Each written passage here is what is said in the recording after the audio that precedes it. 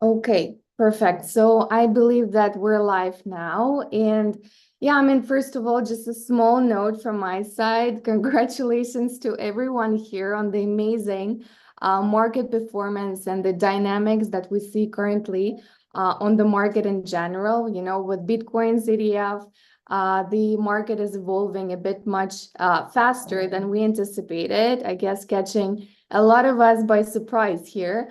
And we definitely see how it impacts the scene of startups and VCs within the Web3.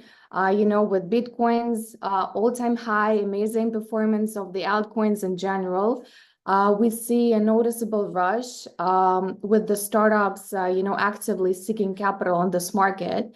And in our opinion, it makes it a bit more challenging for smart VCs who are still being selective and careful with deploying capital.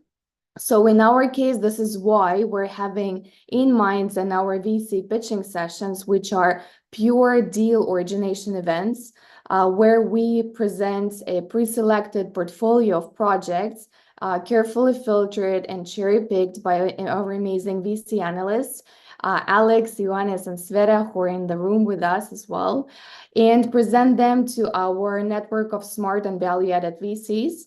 So that's the main purpose of this kind of sessions. And yeah, from on this note, I wish everybody a super amazing and productive pitch day today. And as always, I wanted to pass the mic first for an introduction to our dear VC investors and dear friends who have been with InnMind for a long time, or some of you are joining for the first time.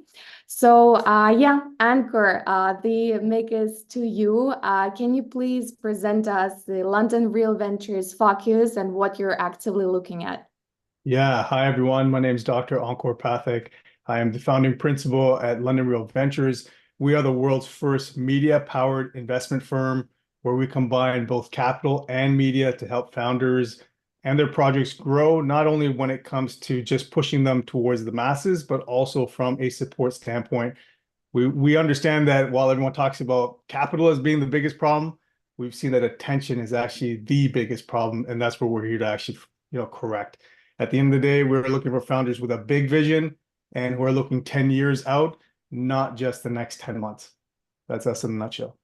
Awesome, awesome. Thank you so much. I mean, it's always a pleasure having you. So hope you will find some good projects from today. Thanks for joining. Perfect. The next one, I want to pass the mic to Louis, representing Marshland Capital. Louis, if you can give us a brief introduction as well on your current focus, that would be awesome. Hello everyone, my name is Luis. I'm from Marshland Capital. Marshland Capital is not your usual VC. We're both a family office and an accelerator. We're focusing more on DeFi infrastructure, RWAs, AI, but we want to consider ourselves as sector agnostic and chain agnostic as well. Um, we work very closely with Chainlink Build program as well. I can say that our biggest value to add in the projects is our Rolodex or network.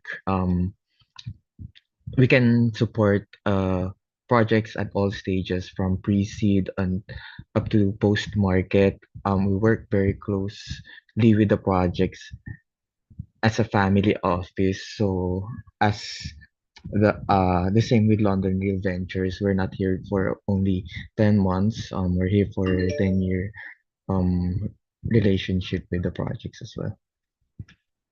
That's amazing. Luz, yeah, thank you so much for sharing. Indeed, a long-term relationship and added value. This is what the good founders seek. So that's amazing that you have it as your mandate. So yeah, thanks for joining us today.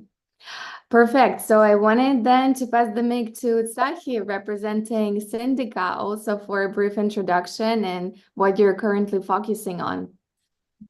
Okay, so great to be here. Nice to meet you all. Syndika, we are concentrating in very, very early stage startups. This is our main focus. Of course, we can take a higher stage, but this is our main focus. We do infrastructure, DeFi, anything related to financials, both in decentralized, meaning Web3, and also connection to TradeFi, real world asset. We've done a lot of projects. So this is our main interest. We are mostly looking for projects that we do believe that in 6 to 12 months, we can bring them to a new level. So that's Syndika. Awesome, Sahia. Thanks a lot. Always a pleasure having you. Thank you. Then I wanted to pass the mic to Nicholas, representing MDA Capital, also for a brief introduction and your current investment focus.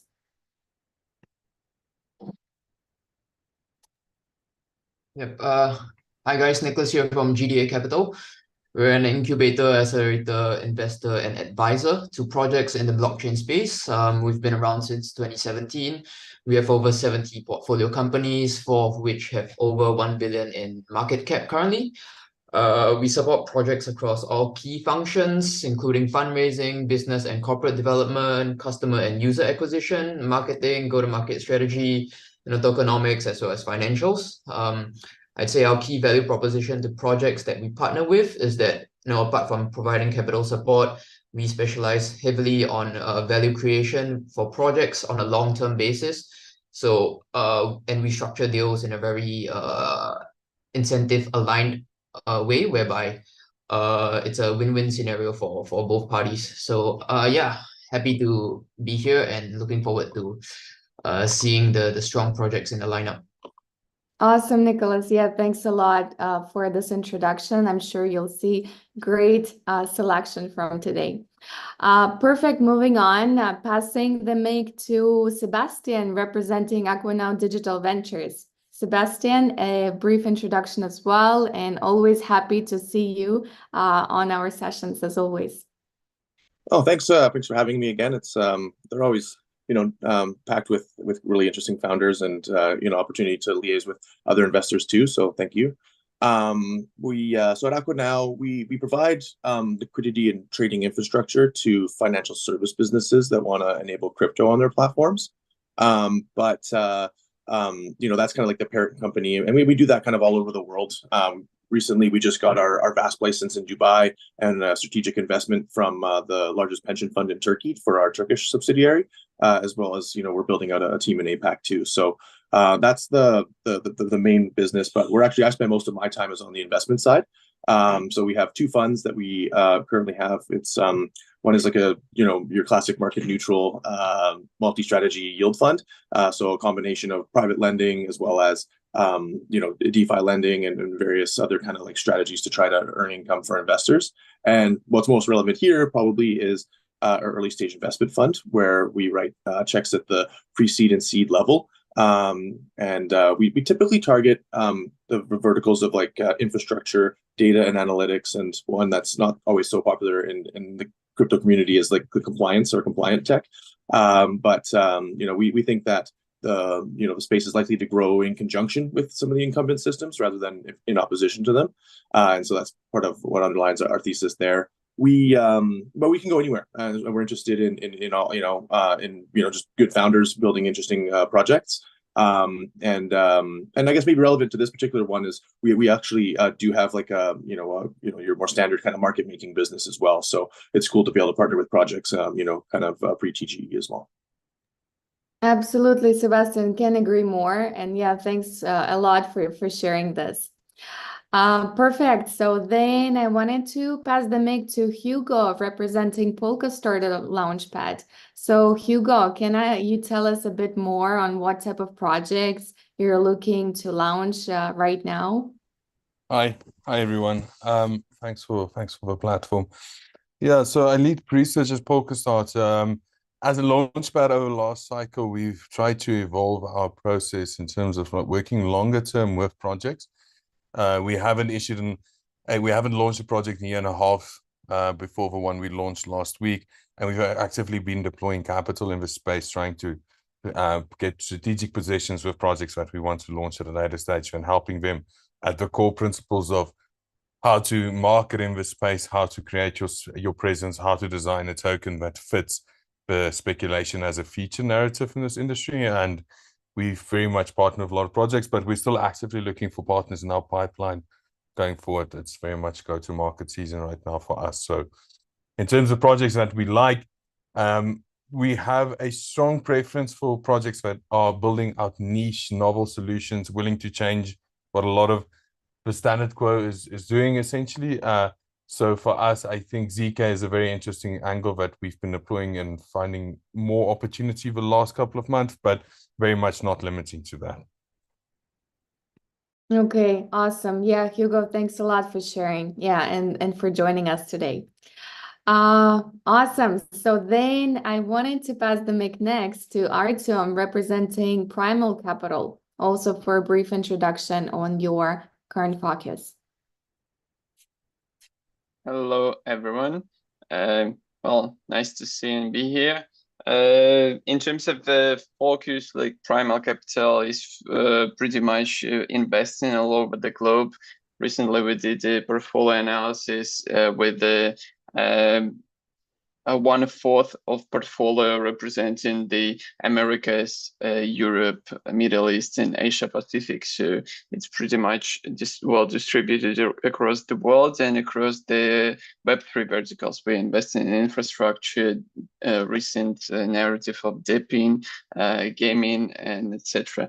And so now we have more than 60 portfolio companies and finalizing the new fundraise to accept the new companies. And yeah, initially we invest around 150 and then to a follow-on of around 500,000.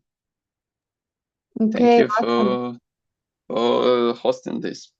Thank you, Artyom, for joining. Yeah, you'll definitely collect a very quality pipeline for your upcoming launch of the fund from InnMind. So no doubt in here. Thanks a lot.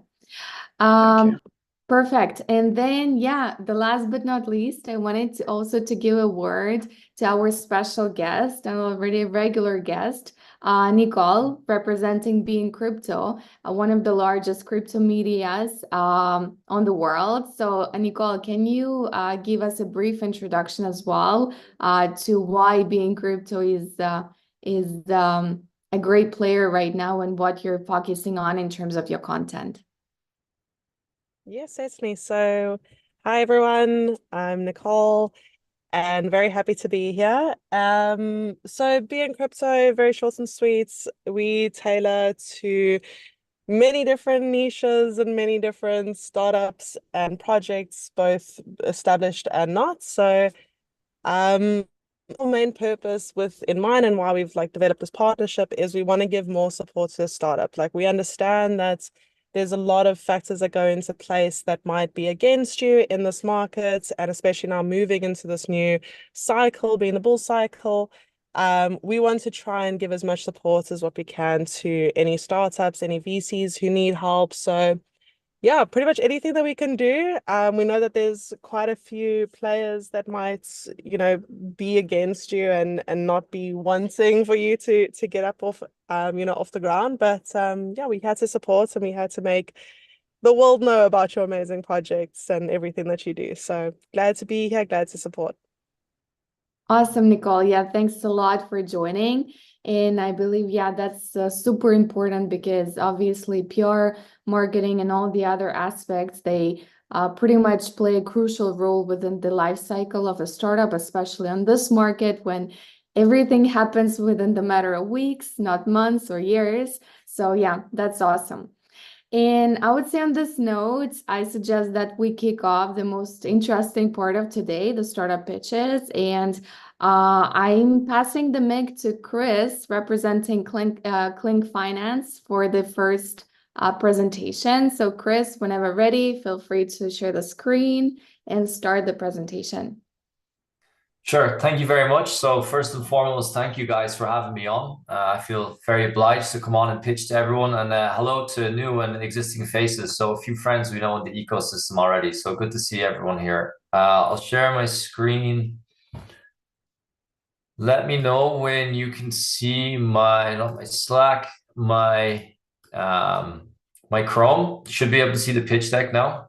Yes, all good to go. So my time officially starts now, I guess. So yeah, listen, guys, thank you very much again. I'll start out by presenting why we named Klink Klink.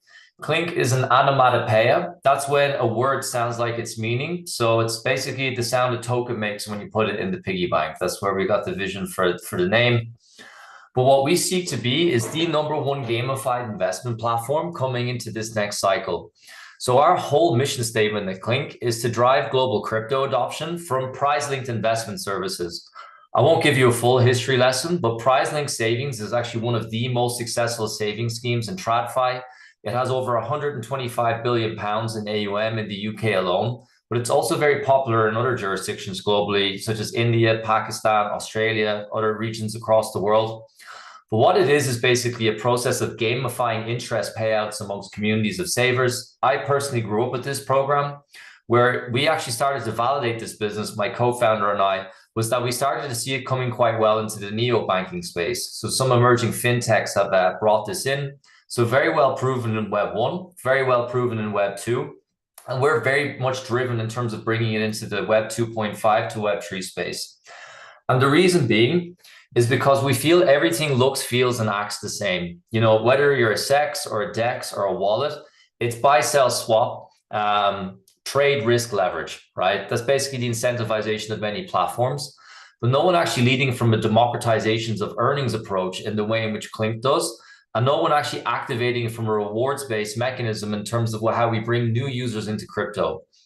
So what you can see our platform being is a full stack wealth generation platform.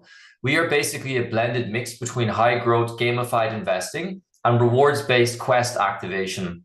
So what's very important to note here is that although we have all the bells and whistles in terms of revenue streams as investment platforms have, we're also very much B2B driven in terms of how we earn revenue and bring ourselves into the market. And if you remember one thing from this conversation, I beg you, is that our biggest USP is that we activate users from $0 of investment.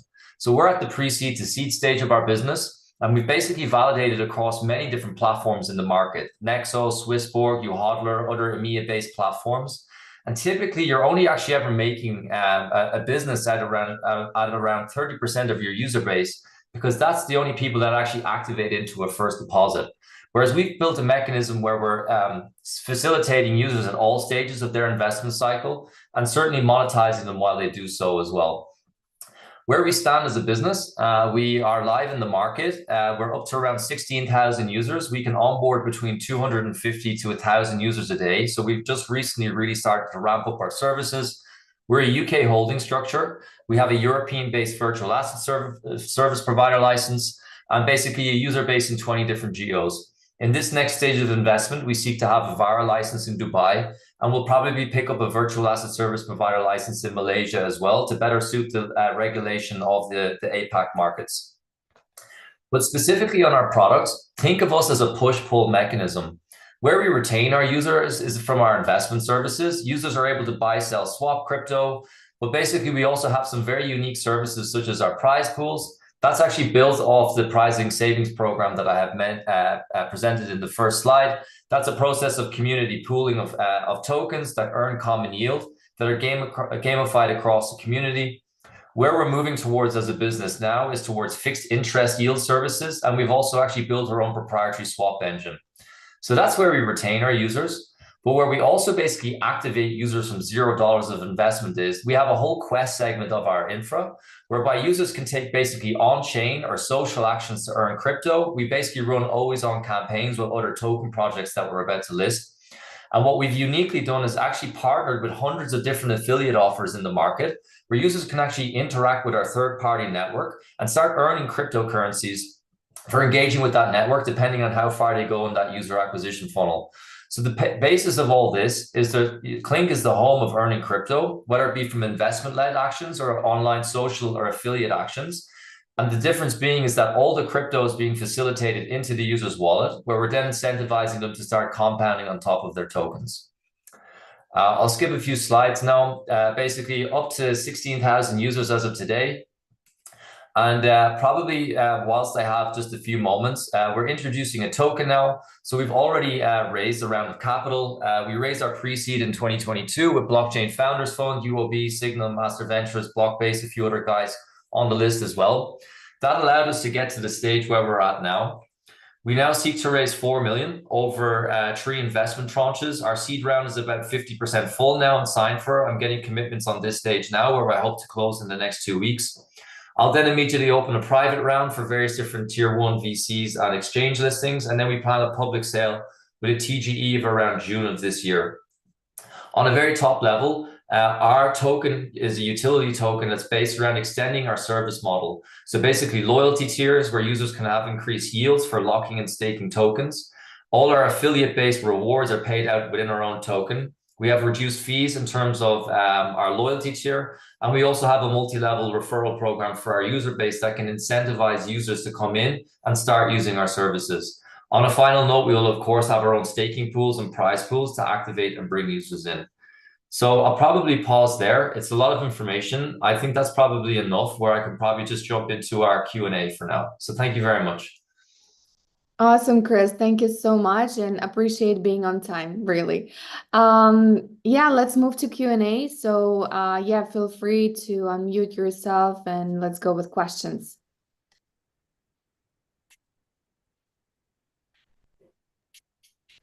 I will ask some questions. Chris, nice to see you.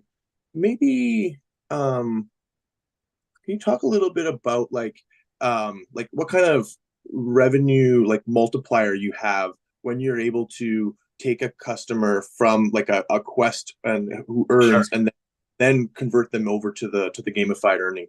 Sure, it's a very good question. So again, myself and Seth know each other. We've been basically coordinating as we've been through this product market fit phase. And what we've really learned from our user base is that that incentivization to earn from basically taking online actions is always there, but it's also not very monetized a lot of the time. So to be specific, what you would see here basically on our platform is the likes of Uber Eats, Audible, Polkastarter.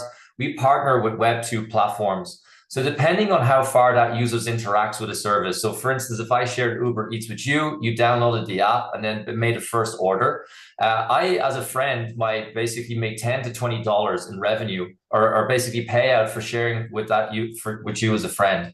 So we do the exact same thing with our user base, but we create hundreds of different partners where users are basically be able to pick and choose, interact with services, and basically earn crypto payouts into their Klink wallet. So we can earn between $5 to $200 per user per month, obviously depending how much they interact with the services. But this is a very, very, very monetizable effect. If you looked at a deposit-based user who maybe puts $10,000 even into the app, you know what? I actually have a breakdown of it right here. Should be in our ARPU slides, which is right here. Yeah. So if you look at the whole life cycle of a user, right, from that person who's a $0 user all the way up to $25,000. But if you actually look at the bottom line gross revenue that you can be making out of a user, depending on the typical investment services, on and off ramp, swap revenue, yield revenue, based on averages of activity over a 12-month period, we can actually make more revenue from a $0 user than we can actually make out of a typical investment-led user that has deposited maybe $2,000 to $5,000 that are just using swap-based and yield-based services on the platform.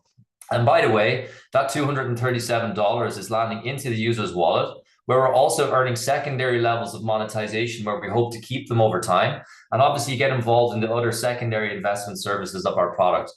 So just to finalize on that, we have one of the best affiliate offers in the market. Because we're earning so much revenue on a per user basis, the ex-heads of Bybit, they have a separate syndicate.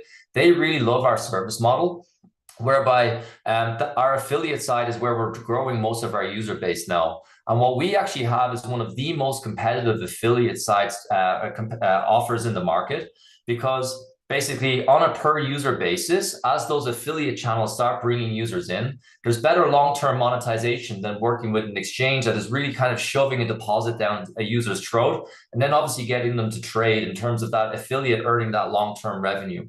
So we've partnered with a few Web2 companies. We have various different KOLs that are coming in on this round. Everyone is very excited because we're bringing a completely different model whereby the user wins, they get the payouts. The third-party partners that we're curating wins because they're driving more user acquisition into their services. And also the affiliates are also winning because we're driving more AUM, more activity, and obviously more monetization on our platform as well. Yeah. That is awesome. Hey, maybe I'll ask one more if no one else has one. Sure. You know, as you're picking these affiliate platforms, do you feel, or do you guys have like a process in place to kind of screen who you might be, you know, referring or onboarding through? You know, like some of the, like if we look at like last cycle, maybe some of the onboardings weren't the greatest experience in the end for some people. So just kind of curious if you guys have a process there. I agree. Yeah, good question. So we're a Web 2.5 platform. We're very excited because of a lot of that user base that's coming in now is a Web 2 user. They're coming in from fintech or normal channels not related to crypto. So that's the channel access in. And at the moment, we're basically curating very well-known offers. So like the likes of Nike, Uber Eats, NordVPN, they're standard offers. But yeah, I was in ETH Denver just a few weeks ago. I have basically a pipeline of other Web3 companies that get very excited by this. And basically what we can start doing over time is, as we're basically that epicenter of wealth generation where users can earn, invest, and obviously earn rewards by interacting with other services, we want to get better and better at curating different Web 2.5 and Web3 services that basically brings the users into other Web3 offers that are in the market as well. So there's we're again a pre-seed stage business. We're only a team of 7.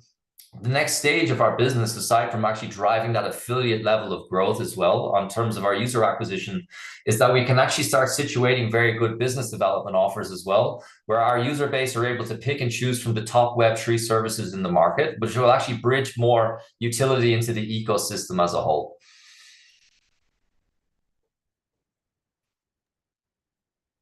Awesome. Does it answer your question, Sebastian? Yeah, all good?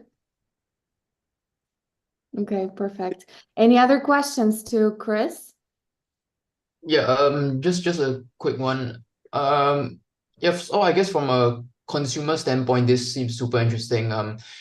Very novel way of generating revenue, I feel. But key question on the security side of things. May I know, like, let's say, I guess, which custody provider are you going with, and how you like assuring users in the case of, let's say, you know, like lost tokens and stuff like that? Sure, very good question. So we follow a CDeFi approach. As I'd mentioned, we're licensed in Europe. We want to extend our licensing.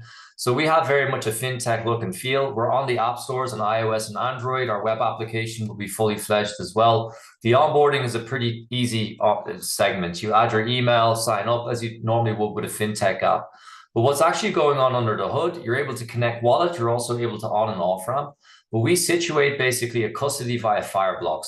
So Fireblocks is the intermediary. They have various MPC securities. They also basically have $30 million in terms of risk, in terms of the hacks in their systems as well. So that insurance level is there. So that free flow of funds in and out of that infra is there, and that is insured on their side of things.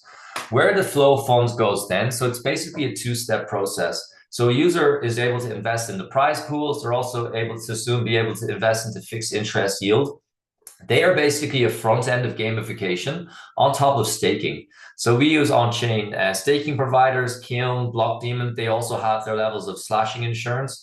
And we will, on a stablecoin level, start working with over-collateralized lending pools such as Ava and Compound. So we basically situate a serious amount of measures of risk, association and auditing in terms of the partners that we select. And we're very much insured in terms of that 2-step process. So very much curated partners. And again, the central custody is highly insured. Awesome. Cool. Yeah, thanks for that. Would love to take things offline and dive deeper into the product. Sure, would love to. Thanks. Awesome. Nicole, I saw you unmuted before. Do you want to provide any points of feedback or a question maybe? Or are you good? Sorry, I think I may have muted accidentally. I'm in the car, so don't worry about me. Okay, no worries. Yeah, thank you. Awesome, Chris. Then I guess a lot more will come in private. So thank you so much for pitching and kicking off the session today. Really, very appreciated. Awesome. Then moving on to the next founder and the next project, I wanted to pass the mic to Aro representing THXNET for the next pitch. So Aro, whenever ready, feel free to share the screen and Okay. start the pitch. Yeah, thank you for the introduction. Let me share my screen first. Okay. So is my screen shared already? Yes, all good. Okay, so let me begin. Hi, everyone. So I'm Aro, the CEO and co-founder of THX Lab, and I'm so excited to introduce you to THXNet, our revolutionary Web3 as a service plug-and-play blockchain network. Oops. So in today's digital age, the adoption of blockchain technologies is imparable for business looking to stay ahead. However, the complexity and the shortage of blockchain engineers make this transition challenging. THXNet is here to change this. So our platform, THXNet Web3 as a service, is designed to be Web2 friendly. With THXNet, companies can quickly launch their own dedicated blockchain and integrate Web3 features via subscription model, even without an experienced blockchain engineer. This means business can focus on what they do the best while we handle the technical difficulties. So let's look at direct comparison to understand THXNet advantage on the blockchain adoption landscape. On one side, you have the traditional approach. A business tries to adopt blockchain technology by itself, facing instability and complexity, all of which require significant blockchain expertise. On the other side is THXNet.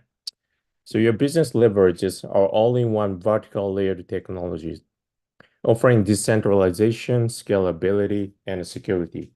It's a plug-and-play solution crafted for efficiency, even for teams without blockchain engineers. So with THXNet, you're choosing stability and streamlined path to Web3, enabling your business to innovate and grow without the technical overhead. So that's the power of Web3 as a service.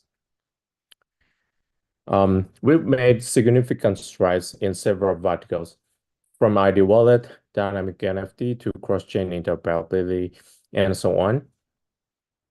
So simply put, THXNet Web3 as a service is an all-in-one solution. That's all you need for your business Web3 transformation.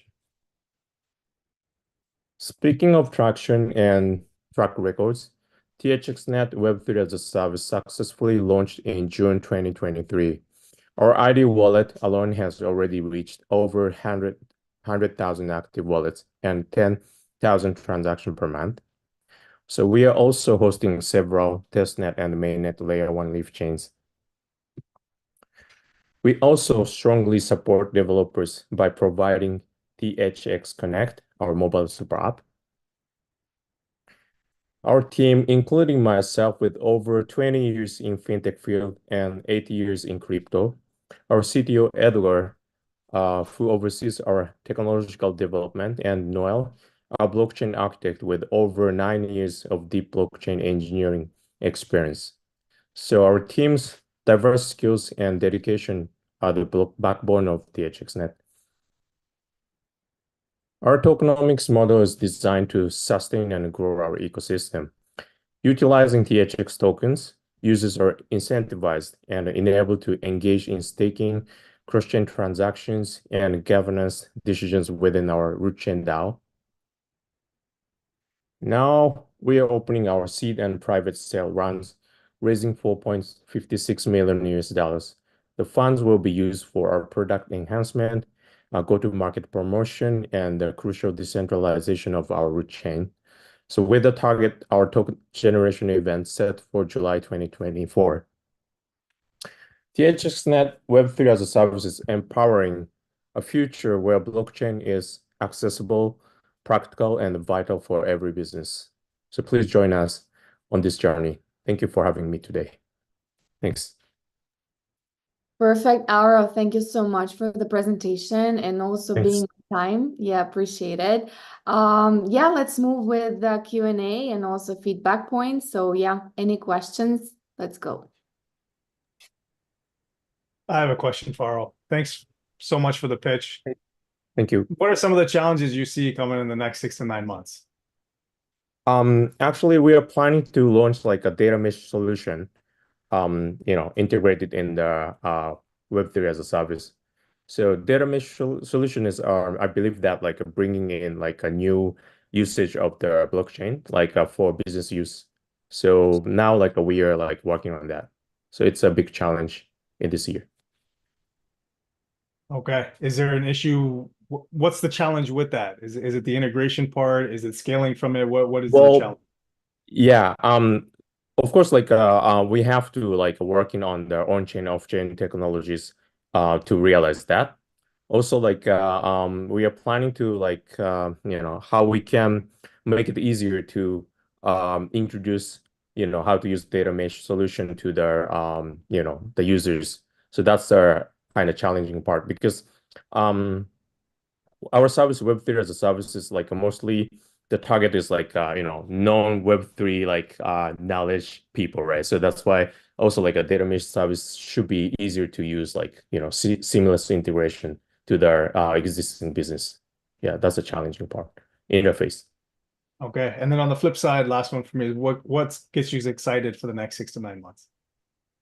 Sorry, come again. What's that? What makes you excited for the next 6 to 9 months? Yeah. Announcing data mesh solution, like we're also like a TG, of course, like so we are planning to TG in this year, and then also like almost the same maybe timing, like we can announce like a data mesh solution. So yeah, that's a big thing. All right. Thank you. Yeah. Thanks. Thank you. Any other questions? Anything?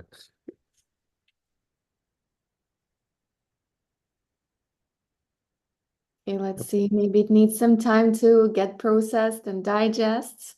Sure. Yeah. Yeah, we are so infrastructures a bit like maybe different from the other projects. So. Yeah, I guess maybe Nicholas, do you have any questions from your side since you're also infrastructure passionate?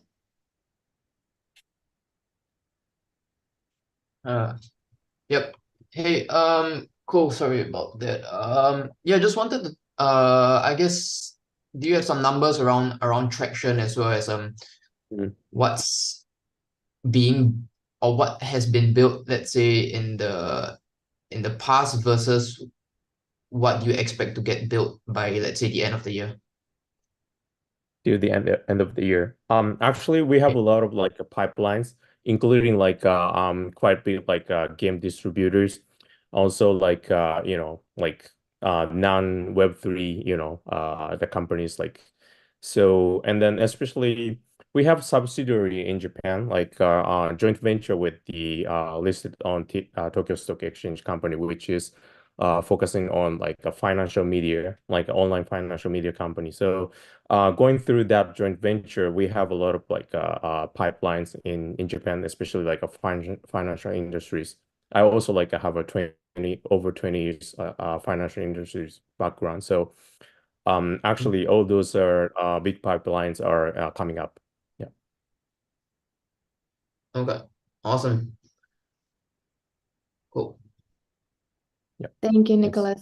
Yeah, thank you, Aro. Let's see, any other questions or also feedback points, if any?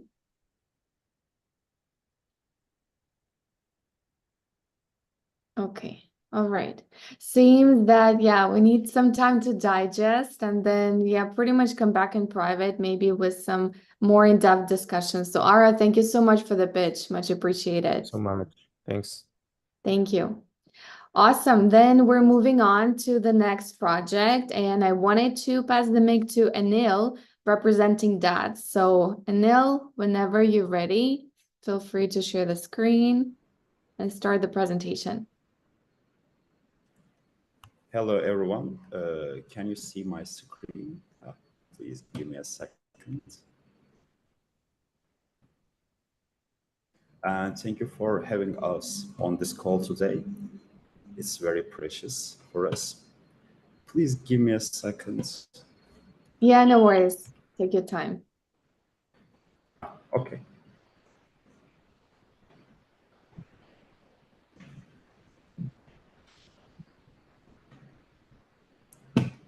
So we can start. So my name is Anil, and I am Chief Technology Officer of DAS project.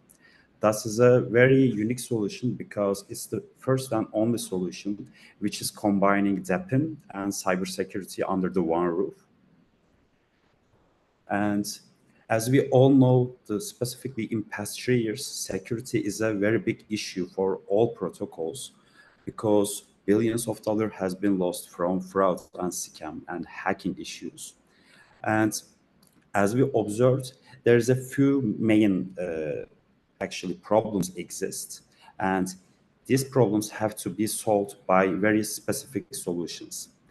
As we can see here, organized and sophisticated attacks, very important. Also, Web2 hacking community is also involved into blockchain sector. And other security providers might need whitelist from their customers because they have limited infrastructure power. But we are achieving this competition with our DEPIN integration because we have developed desktop application which anyone can simply download and dedicate their unused computing power while they are using their own computers and earn rewards from their utilization. Also, audit services take time to finalize because it might take 3 or 4 weeks when a customer trying to get a final report from security providers. And most of the app platforms just ignoring to security issue on the market because they are seeing it as a unnecessary cost. Also, fast-growing attack groups is very important thing because there is no regulation exist until right now, even lots of countries. And the final thing is dependency on gray services because security providers sometimes uses black hat hackers infrastructure because their infrastructure power is limited. So what we offer to Web2 and Web3 companies, because every company has a technical infrastructure such as normal traditional servers or cloud infrastructure. Also in Web3 projects also needs these solutions. In the other hand, Web3 sector companies also use smart contracts. So to cover all these components is very important because, for example, couple protocols has been hacked from their just cloud infrastructure sides, and it cost them more than $9-figure to those protocols. So we provide DDoS tests. It's like a stress testing services, and we provide these tests from thousands of different locations. Also, we are providing decentralized application penetration services for our customers' specific needs. Also, cloud-based penetration tests as well. Currently, we are building our Web3 threat intelligence services. With that service, any customer of ours can track any vulnerabilities or changes which happens on their systems, and they will be informed via seconds. It's so crucial to getting informed via seconds so they can take necessary actions. Also, our team is developing currently wallet as a service solution. With that way, we will store our users' private key with thousands of different locations. So any hacker cannot hack their wallets because they don't know how these algorithms works. And also they have to hack more than 1,000 different locations. It's 99% secure infrastructure. Also, our team is developing AI-based smart contract audit services. We did some tests, and I can say that it's more than 90% efficient until right now. About our business model, it's a very high-level design business model, and we try to make it simplest as much as we can. About the customer side, customer have to make payments to access our software as a service infrastructure, and this payment will go into our treasury, and we will share 60% of this revenue with our participants, because actually end of the day we are using their unused computing power resources, and we don't have to put any investments into any servers. And we will keep rest of the 40% revenue as a DOTS project. And when participants receive rewards, they will dedicate their unused computing power resources via share-to-earn model. And with this unused computing power resources from thousands of different participants, we create decentralized high computing power, as called distributed supercomputer. And this resource utilizes runs tests and creates a report. We deliver this report to our customers. About the competition side, I already mentioned that we don't have any competitors which brings DePIN and cybersecurity under one roof. But in the Web2 side, Shodan and Zoom are well-known security providers, but they don't have any relation or any decentralized infrastructure in blockchain sector. Column and Render Protocol are very well-known DePIN category projects, but they don't have any relation with DePIN, cybersecurity. Our token utility is actually very general. Our customer will have access onto our service software as a service. We will provide price advantages, buyback for revenue, wallet as a service, gas token will be DATS. And also our participants can stake and earn more yields from our protocol. Our infrastructure is chain agnostic. We are currently live on 5 different chains, and we will be live on those chains as well. Our team has across to 20 people currently, and you can check out our former experiences. It's also based on Web2 and Web3 side. We have achieved lots of achievements. We get supported by Microsoft, NVIDIA, IBM, and also different Web3 cybersecurity firms. We have contributed DePIN to BNB chain and IOTEX. And also we have generated more than 600,000 USD in cash in 2023, even we are in only public testnet section. And our aim is to reach more than 1.5 million in 2024. Anil, sorry to interrupt. Yeah, you're a bit over time already. So if you want to share the last slide, please go ahead. Okay, we have attended more than 100 different sessions. We gave some panel speeches and workshops across the world. And we will be also at Dubai Token 2049. We can in touch at there as well. Our product is ready. You can check this out on our website. And please feel free to ask if you have any additional questions. Thank you. Thank you, Anil. Yeah, you can maybe leave the slide on the fundraising slide, so it's clear in terms of the additional questions. Awesome. So let's move then to Q&A. Yeah, feel free to unmute and let's go with questions.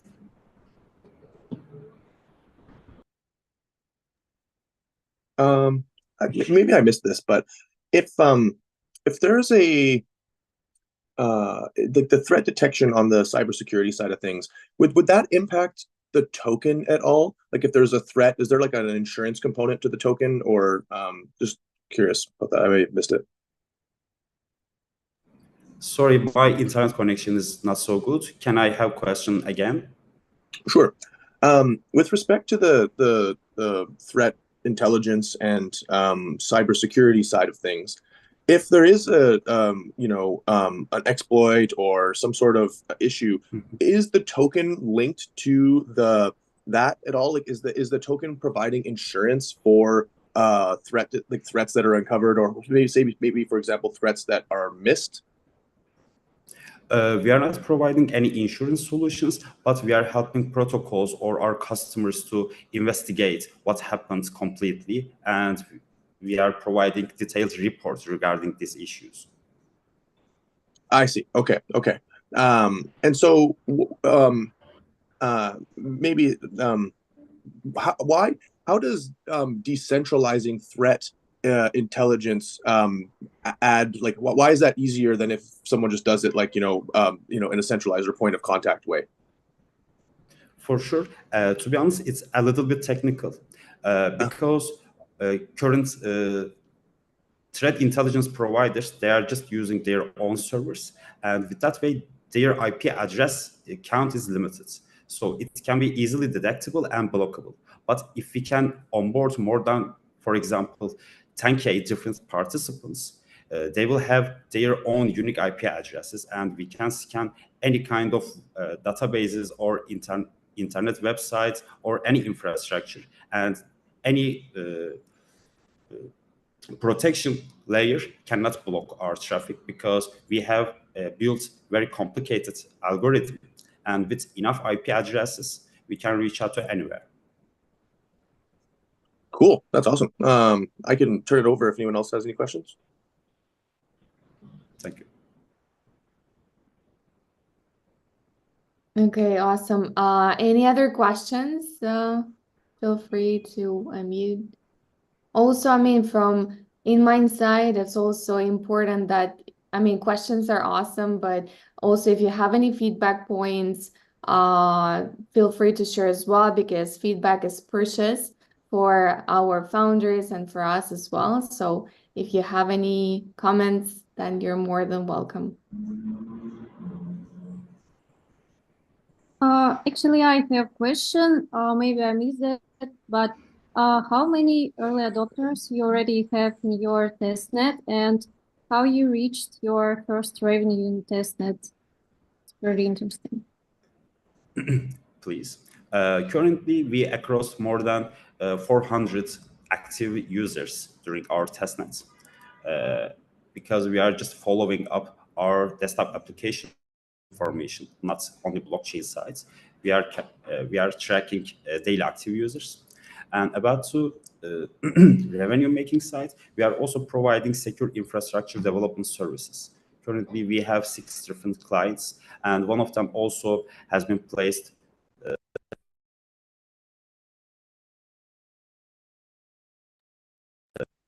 Oh, sorry, connection is interrupted. Yeah, and yeah, I think you have troubles with the connection. Let us know if you're here.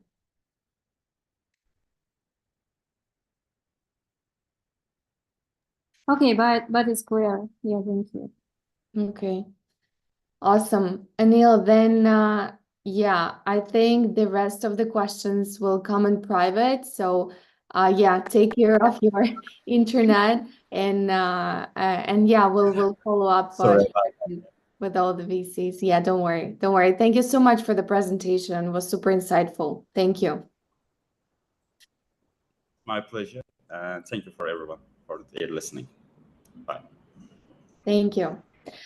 Awesome. So we have 2 more amazing founders to go. So I wanted to pass the mic to Max, representing OneClickCrypto, for the next pitch. So Max, the stage is yours whenever you're ready. Sounds good. Yeah, thank you for the introduction. Let me share my screen real quick.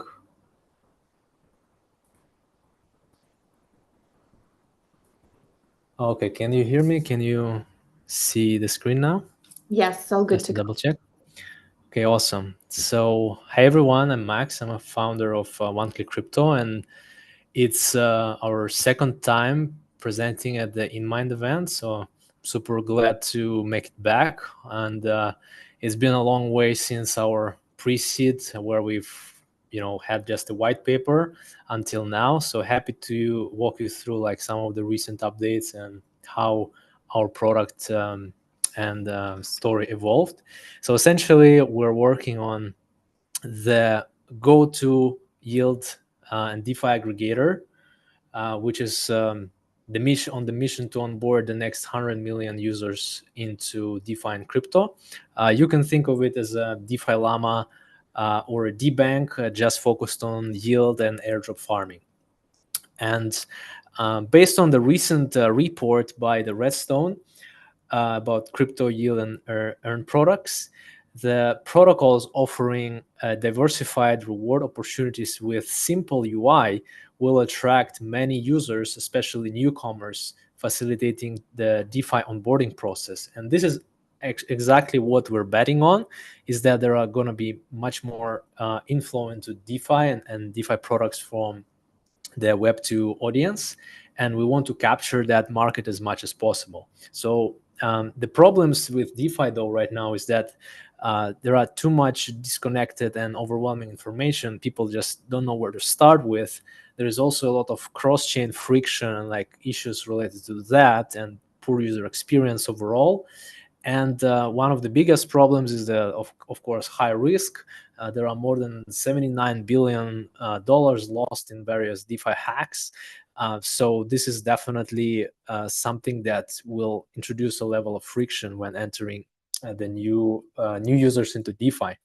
So the solution here is to have a platform that will first consolidate the information, educate on the risk factor, not just show the yields, and also do it in a very seamless, unified user experience by also saving users costs on gas fees.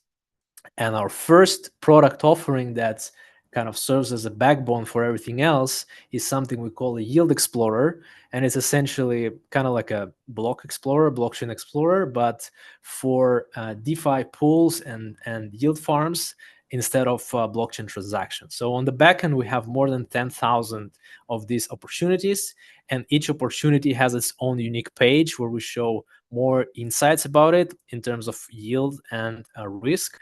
And actually, the risk score is something we bring innovative to the market because historically most DeFi projects were focused on showing how much you can earn, but they rarely talk about what can go wrong. So what we do is we fetch data from at least seven different reputable auditors and risk providers like THXNET, DeFi Safety, D.Fi, Exponential, and show it in a very nice way in the user interface. So every smart contract, every token, every protocol and pool in our database has its own security score. In addition to this feature, we also have a similar database of the airdrops, and airdrops are the current meta right now in the space. So we have more than 400 airdrop opportunities nicely stored and tracked with all the different fields, statuses, related protocols, size, etc. And users can conveniently search and find the best ones. And each airdrop has its own like a checklist of tasks that they can perform to, and they can filter these tasks by whether they require capital or you can do it for free. So essentially, this tool will allow users to start their DeFi journey with little or no upfront costs. And the best feature that we're implementing as a part of our V2 is a one-click zap that will essentially allow users to deploy capital into various DeFi pools and airdrops in our database within a single click. And it looks like a e-commerce experience where you choose a couple of pools and add them to your basket, and you end up with like a portfolio of 10 to 20 pools, and then you can zap into all of them in one click from any chain, any wallet, and save a lot of time and gas fees. So this is solution for the end user, adds a lot of benefits that you can probably understand. And the market opportunity is huge because we see that all assets are migrating on chain. Right now we have just crypto, but we have RWAs, we have Forex, we have commodities, treasury bills moving on chain. So this is not limited by just what's currently offered by DeFi. We have to look far beyond that, like multi-trillion-dollar opportunity. As of the latest traction, we got some grants from Solana and Arbitrum Foundation. We got more than currently 25,000 registered users for our V2, and we onboarded more than 200 various KOLs, experts, and C-level executives from DeFi space, and we integrated more than 100 protocols already, so we've been not wasting any time the last year and offering more and more opportunities on our platform. The core product team is quite technical, and we had a past track record in Web2 and Web3 products. And we recently hired a lot of new team members on the growth side, on the marketing. We got the CMO, head of BD, head of community within just the last 3 or 4 weeks. So we're just getting started here. And we're currently at the seed stage where we are seeking 1.4 million at 13.4 FDV. We already got VC backers, angel investors. We got some checks from community VCs, and part of this round is already allocated. So we have close to 40% left, and we're looking for smart money who will help to facilitate interest to value add KOLs, networks of DeFi farmers, airdrop farmers. So essentially those users who would find our products useful. So I think that's pretty much it. Thank you. Happy to take any questions. Max, thank you so much. And yeah, first of all, from my side, amazing updates. And yeah, I'm really happy that you came in today. So congratulations on this traction so far. Thank you so much. Awesome. Let's go with Q&A. So please, any questions from our audience from today?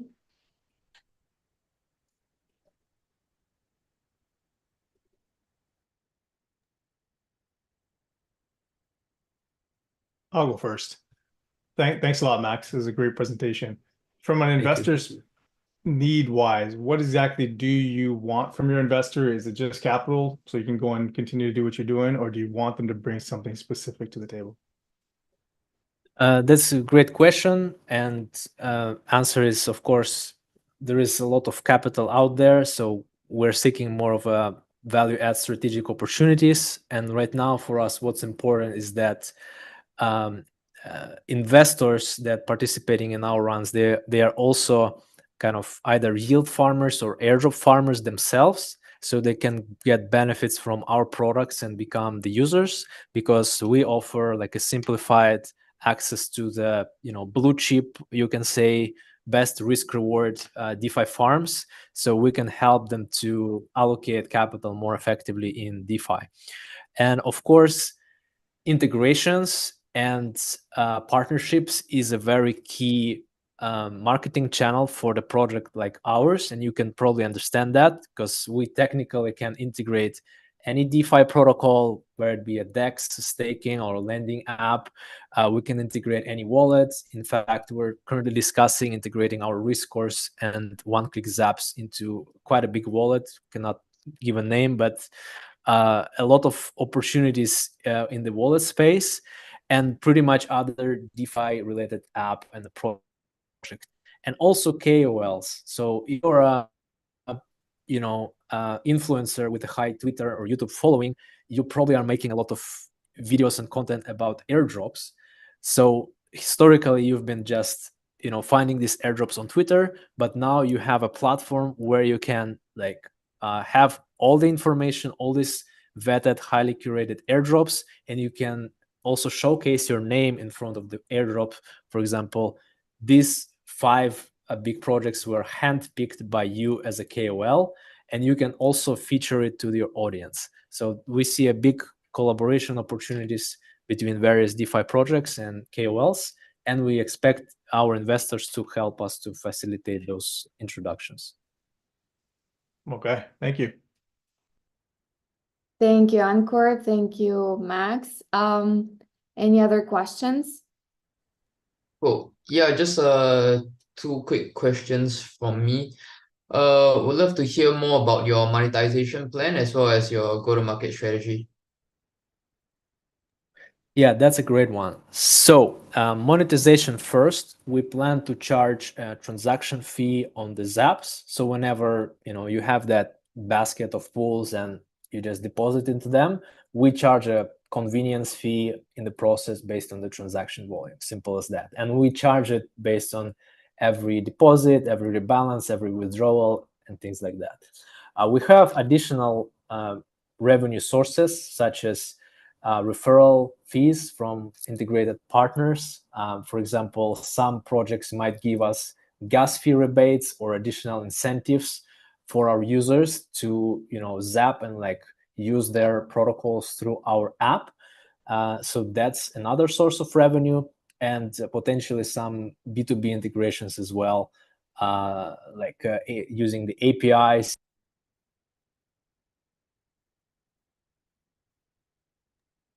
I think we can't hear you anymore, Max.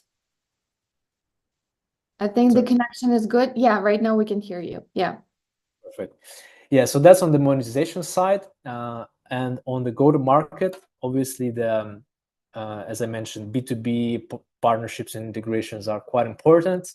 What's also important for us is creating a lot of high-quality content, people on DeFi, on airdrops, on the potential risks with the space. So that's why right now we kind of doubling down on that part and hired leaders that will push the pipelines on both short form and long form content. And with combination with partnerships and integrations, we can create this machine that will just create a snowball effect, and everyone will know and use one-click crypto instead of like existing platforms like DeFi Llama, for example. Right. Cool. Got it. Thanks for that. Thank you, Nicholas. Welcome. Sebastian, I think you unmuted previously. Do you want to go next? Yeah, I guess I just wanted to ask, like, looks like it's a slick product and it's got some good traction, but there are other people doing it. So like, how would you or something similar, right? So there's some nuance, of course, right? But like, if you were sitting in like the seat of the VC, like, how would you approach this kind of new onboarding approach, like abstracting away some of the complexity, making it easy for folks to access strategies in DeFi? What's is one-click crypto like the de facto best one, or is it like you got to spread your bets, because it's pretty hard to say where activity and TVL, I guess if you want to call it that, or will flow. That's the challenge that I have, to be honest.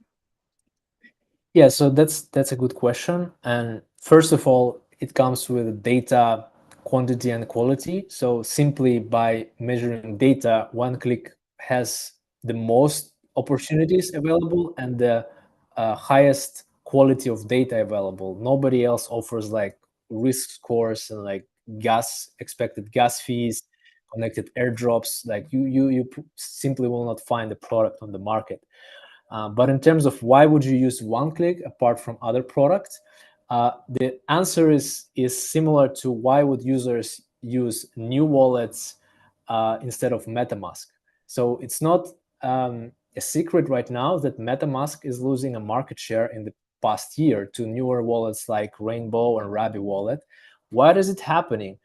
It is because these wallets like Rabi and Rainbow, they're offering the same features, even a little bit better than MetaMask. But in addition to that, they are offering airdrops and additional incentives to their users. So me as a DeFi user who needs a wallet, why would I use MetaMask if there is another wallet that works arguably better, and it also pays me money for using it? So why would I in the world keep using MetaMask? And we would employ a similar model where when you deploy your assets through one-click crypto to various DeFi farms, you will earn points and like certain karma and reputation on the platform that will later get converted into airdrops. So in a sense, people would have a choice whether I use DeFi Llama and find these pools for free, or whether I use one-click crypto, do the same thing, and also earn extra some airdrop points for it. So this is also part of our go-to-market strategy. And I feel like currently there is a big gap, and if someone comes in with a good strategy, they can conquer the whole market very fast. Yeah, this is so true. Thank you. Thank you, Sebastian. Yeah, for a great question. Max, amazing. Thank you so much. I believe we'll leave the rest of the answers for private. So thank you so much for joining us today, sharing the updates. Super. Thanks for having me. Thank you. Awesome. Then the last but not least, I'm passing the stage and the mic to Nikita, representing GPT 360. for the next presentation. So Nikita, whenever you're ready, feel free to start the pitch. I think you're on mute if you're saying something.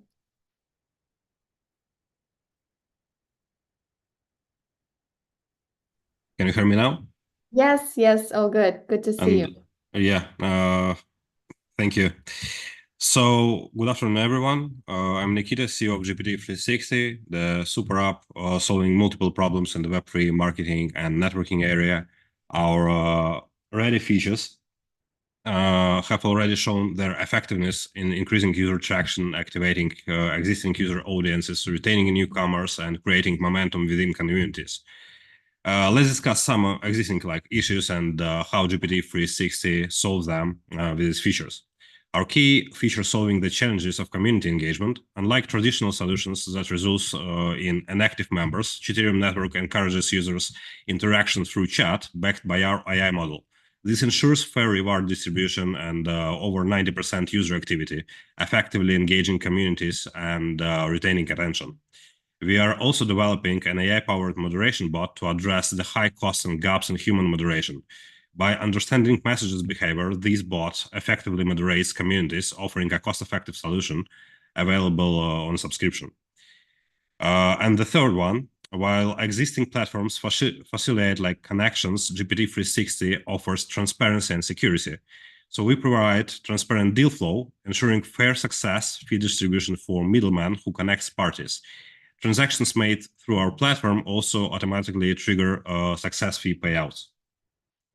Regarding the market opportunity, we are in the first phase of the bull market, as everyone knows, everyone is happy about it. And with increasing number of the upcoming projects, making our solution timely and beneficial for larger client base. GPT-360 not only attracts new users, but also introduces Web2 users to the blockchain, as we already seen with latest event that we've been launched in different communities. As for a business model, we've structured our revenue streams to ensure both stability and growth with listings, integrations, advertisements, subscriptions, affiliate networking commissions, AI moderation, and AI and use subscriptions. To support the success of the native token, we've implemented various token utilities, including NFT upgrading and repairing, account boost, staking, subscriptions for various features, DAO voting, and many others. Additionally, we've implemented burning mechanisms, means that tokens being spent by user within our applications are permanently removed from circulation. And the buybacks from various revenue sources, while buybacks tokens will refill different ecosystem parts.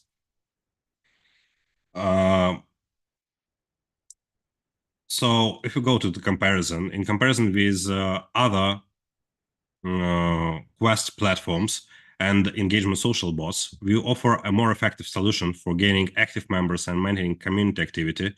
Furthermore, our existing services work even better in collaboration with other platforms. This collaboration not only helps retain active users who are attracted solely by rewards, but also has the potential to convert them into product users, investors, or simply active like community members. As by tokenomics, the existing model that is designed to be sustainable in the long run and is attractive to investors due to low initial market cap and high growth potential upon launch and beyond.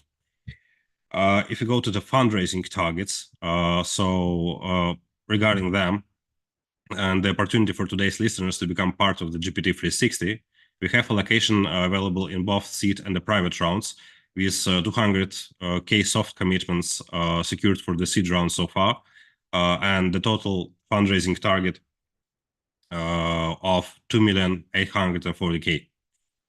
So all these raised funds, with all of them, we can ensure sufficient resources for listing on tier 1 and tier 2 exchanges, and cover other significant costs. Additionally, we will allocate a large portion for marketing. This raise will also support healthy development for the next 36 months of the project. As the go-to-market, we operate in two verticals. In the B2B space, we focus on client acquisition and revenue growth through deal flow partners, establishing partnerships, actively like doing the business development, grant programs, media collaborations, and affiliate commissions. For B2C growth, we leverage media partnerships, giveaways, influencer collaborations, client community events, referral programs, and ambassador programs. Obviously, we didn't mention here the classic things like banner ads and trending stuff, etc., because like it's not so interested. Obviously, we will use them same as everyone else. We've come like a long way since the beginning of the beer market, and we are proud of our past achievements. However, we are even more excited about what's to come in 2024 and 2025 as we continue to bring value to the market. Our TG is planned for June this year, and we are all set and well prepared to make it skyrocketing. Our team brings a wealth of experience with a collective track record spanning over 8 years in both enterprise and the Web3 development spaces. But for now, our focus is completely at GPT-360 and its success. In addition, we've established a strong advisory board with some leaders like well-known as Alex, CEO of Godbit, or Paul, the founder and CEO of AI Tech Launchpad, who is also like already confirmed. In terms of traction, the Trust Hub is also confirmed, and we are currently in talk with other 3 ones. As a final, in a conclusion, with a skillful team, established revenue streams, and innovative solutions, we are ready to make a significant impact on the market. We'll be happy to connect after this session and provide more accessible details for any interested parties about the GPT-360 and discuss your potential contribution or partnerships. Awesome, Nikita. Thank you so much for the presentation. Appreciate it. And also, I mean, obviously, aside from capital, we still have the founders who pitched today previously. So I believe this is a great partnership opportunity as well. So absolutely, we definitely encourage cross startup collaborations. So you can definitely explore this later on as well. Yeah, absolutely. We also have grant programs for startup owners and offering some of our packages for free for kind of media partnership. The only thing that they will need to set up the event and provide the rewards for their own community, obviously, and they can expect an enormous traction of new users from our site, and we will drive them and make sure that it's going to be active and well designed as well from a strategic point of view. Absolutely amazing. And this offer, by the way, can also be found in InnMind Perks Club. So if you're interested, you can connect either with Nikita directly or use InnMind Perks Club to facilitate this one. Awesome. Let's go now with questions to see if we have any from our investors. Let's see. Feel free to unmute, and ask if you have any.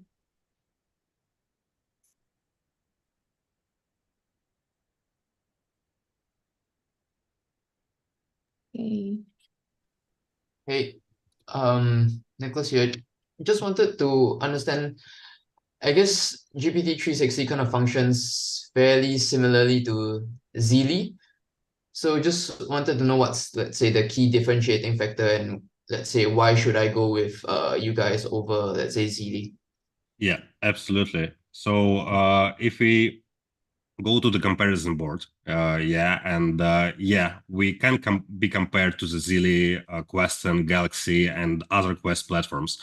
However, on this screen, you can see that like we also compared like those to the GPT-360 in terms of bringing traction and users. In terms of Zeely, they are bringing users. We have a slightly different focus from them, because the main purpose of the Zeely is to bring like more new users to be subscribed to your channel, to your Twitter, to your community, etc. But most probably those users, as with like all marketers can confirm, they're not really active because they're like airdrop hunters, and their activity rate is 1% or even less. I mean, on each 4,000 users that will join, if 40 of them will start chat within your community and will be active, you're like really succeed with that campaign.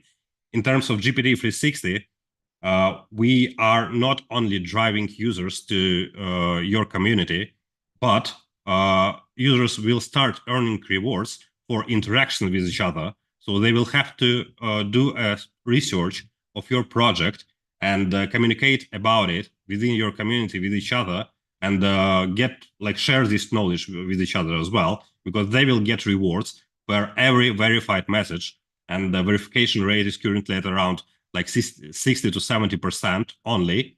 And different messages such as hi everyone, Wagme to the moon are not even being counted by AI and not even considered to being rewarded at all. Yeah, so it's not only checking, the AI is not only checking the single message within a conversation, but it's checking the message and its relativity to the context of conversation with other members. If it's not relative at all, so for example, like two users are talking about the project and the third one like jumping in and start talking about weather, so it doesn't make sense at all, and the AI will just reject it, and he will lose a durability point on his NFT, and he will need to spend G360 tokens to repair it to start earning again. You get my point?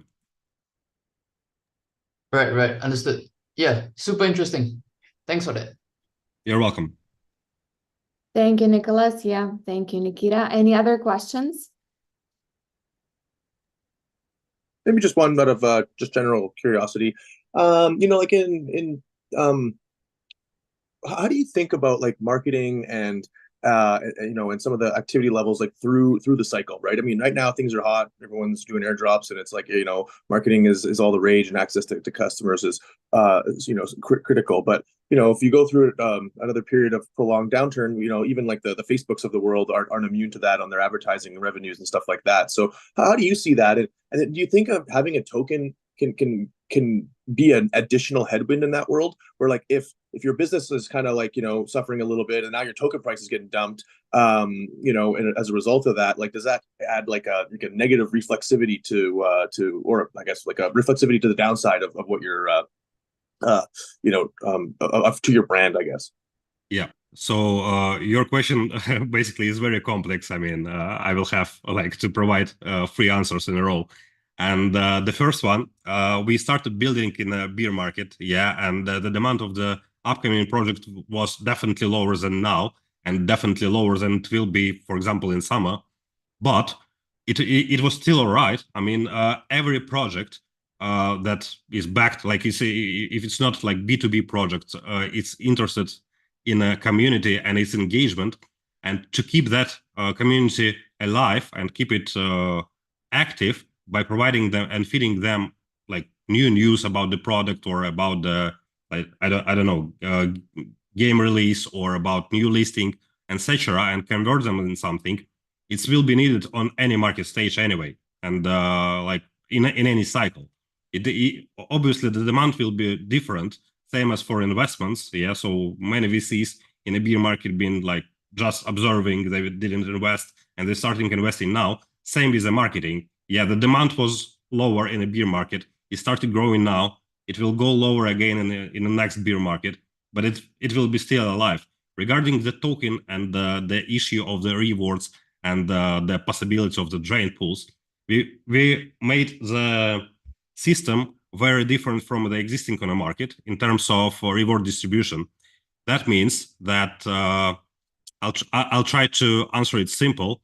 We decided to limit that number of users that can actually earn at one time with NFTs. So NFTs keyboard is kind of a key to the ecosystem. Obviously, NFT owners will be able to lease them, etc., but it's limited. And the more NFTs are minted, the system difficulty and token earnings within the ecosystem are also dropping down. So that means they will earn less. And the maximum amount to be earned per one calendar day by all ecosystem users is not more than 1% from the existing reward pool. And it's also always flexible, so it's rebalancing. And we are refilling that pool from buybacks, as I already mentioned, so there is an implemented buyback system. So it never will be drained. It's actually impossible. And the security mechanism for investors, so they can be ensured that users will not drain tokens and dump it to the market straight away, because they will need to spend those tokens within ecosystem to upgrade their NFTs to repair them to earn again and again, etc. There are pretty a lot of utilities as well, and the burning mechanism is helping with that as well.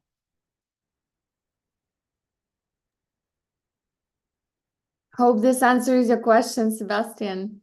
Yeah, no, for sure. It's something I've been thinking about more broadly, with respect to the marketing space as well. So I got to think about it a little bit more, but that was for sure helpful. Thanks, Nikita. Yeah, you're welcome. Awesome. Awesome. Then, Nikita, yeah, thank you so much once again for the presentation. Let's save the rest for the private conversation. And yeah, I believe then we're done for today's session. Thank you so much, everyone, for joining, all the investors and founders. I know you're doing amazing job and a lot of preparation for this, so it's much appreciated. And let's keep on building. Let's keep on rocking. So a lot will come in the next few weeks. So fingers crossed for the new connections and new deals. And yeah, until next time, until I believe the end of March, when we'll have the new session. And yeah, have a great lunch, morning, evening, depending where you are. And yeah, until next time, thank you. Thank you. Thank you so much. Bye-bye. Take care, everyone. Bye-bye.